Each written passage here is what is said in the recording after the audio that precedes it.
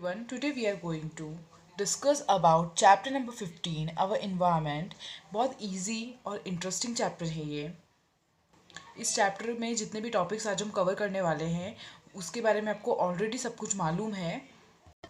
chapter के name से start करते हैं कि environment क्या होता है।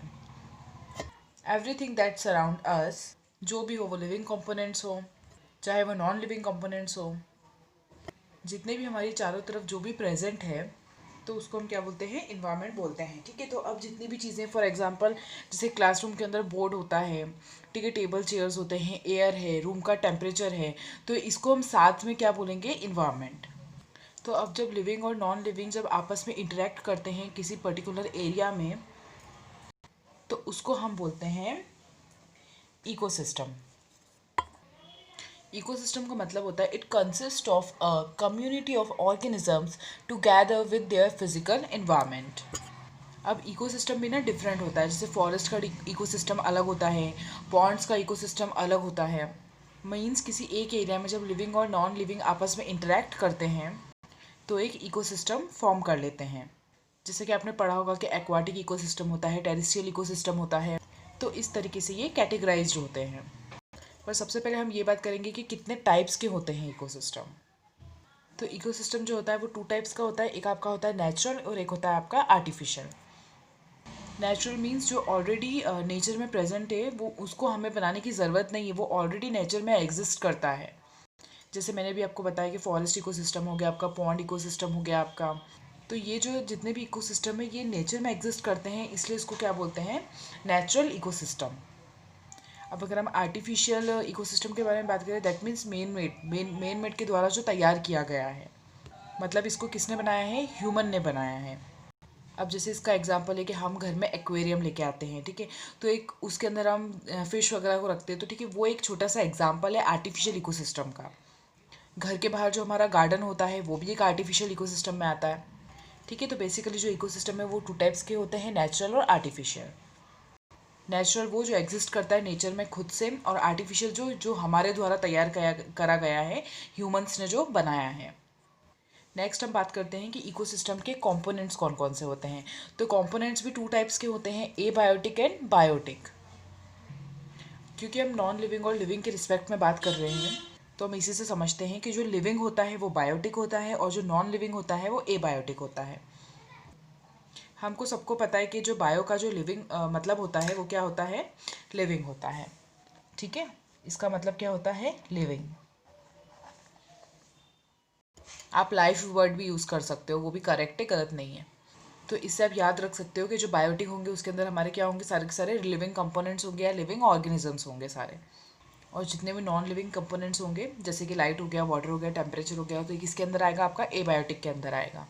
अगर मैं बायोटिक कंपोनेंट्स की बात करूँ तो on the basis of nutrition biotic divide होता है 3 कैटेगरीज में।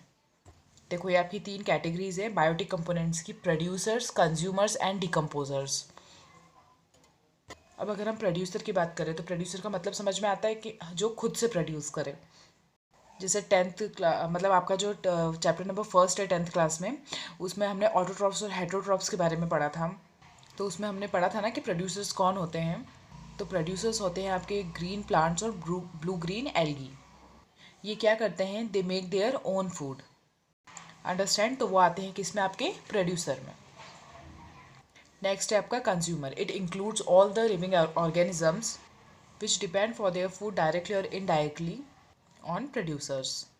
मीन्स वो अपना फूड खुद से प्रिपेयर नहीं करते हैं, अब वो डायरेक्टली हो चाहे इनडायरेक्टली हो, वो किस पे डिपेंड रहते हैं, प्रोड्यूसर्स पे डिपेंड रहते हैं। तो उसको हम क्या बोलते हैं, कंज्यूमर्स। फिर बात आती है डिकम्पोजर्स की। वो organisms which decompose on dead plants and animals. जितने भी डेड प्लांट्स और एनिमल्स पर डिकम्पोज होता है तो वो जितने भी होते हैं वो कौन होते हैं, डिकम्पोजर्स होते हैं। अब कंज्यूमर के बारे में अगर हम बात करें तो कंज्यूमर जो है वो फर्दर डिवाइड होता है। तो पहला हो गया आपका हर्बीवोरस। हर्बीवोरस कौन, जो सिर्फ प्लांट खाते हैं। अब इसमें आपका गोट हो गया, ठीक है, और डियर हो गया।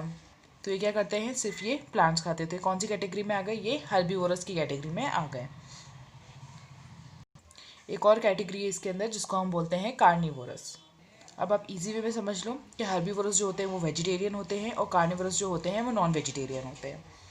जो क्या होते हैं, फ्लैश ईटर्स होते हैं, किसके अंदर, कार्निवोरस के अंदर। अब इसमें तो आप बहुत सारे एग्जांपल ले सकते हो, जैसे टाइगर हो गया, लॉयन हो गया, क्रोकोडाइल हो गया, अंडरस्टैंड। तो ये सारे कौन से होते हैं, फ्लैश ईटर्स होते हैं। इसलिए हर्बीवोरस और कार्निवोरस को ऐसे याद रखना कि हर्बीवोरस मीन्स वेजिटेरियन और कार्निवोरस मीन्स नॉन वेजिटेरियन। और फिर नेक्स्ट कैटेगरी आती है आपकी ओमनीवोरस, ठीक है। ओमनीवोरस वो होते हैं जो वेजिटेरियन भी होते हैं और नॉन वेजिटेरियन भी होते हैं, ठीक है। मैंने यहाँ पर लिखा नहीं है, लेकिन आप ये इसको ओरली समझो।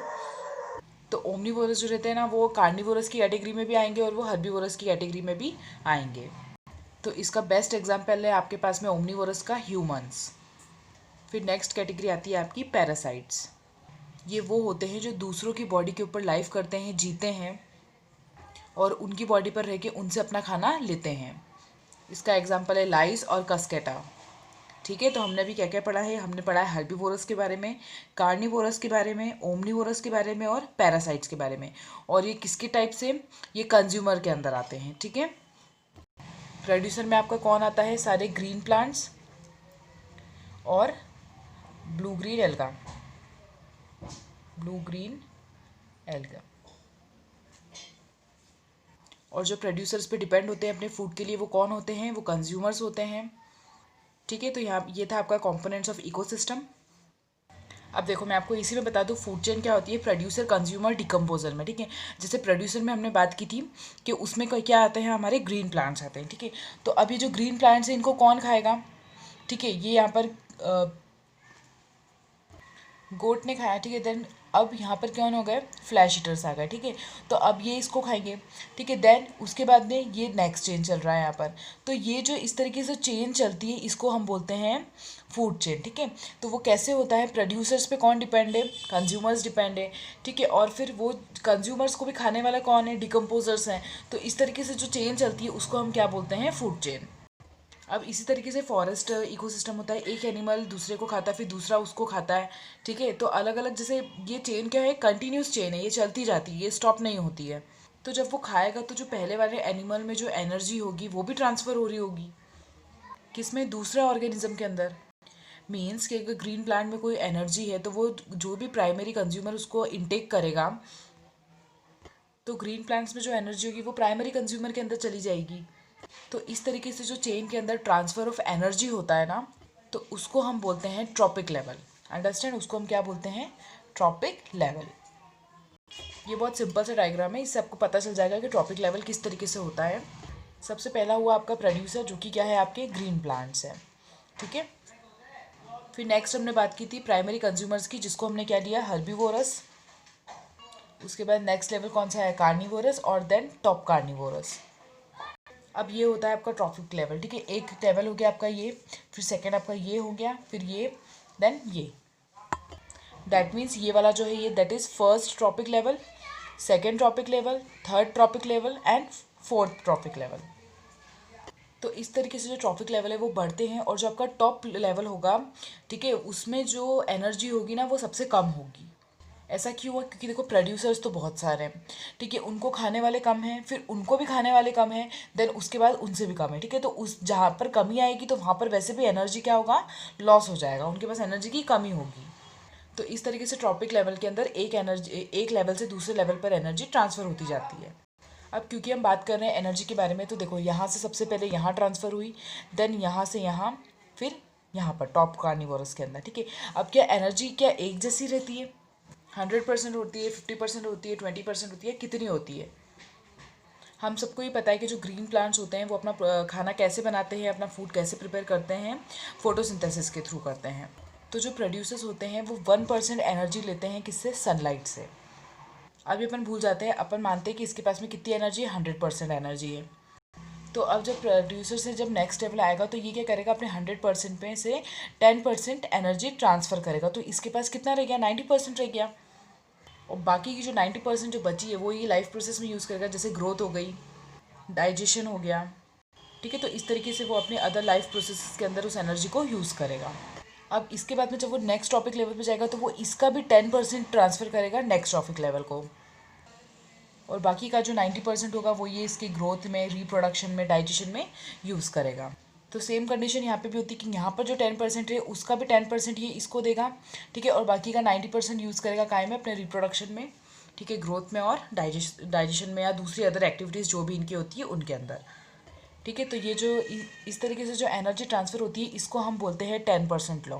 ठीक है, और ये 10% लॉ एग्जाम में आता ही है। तो इसका आंसर यही है कि जितनी भी एनर्जी जब ट्रांसफ़र होती है तो वो सिर्फ 10% ही होती है नेक्स्ट ट्रॉफिक लेवल पर।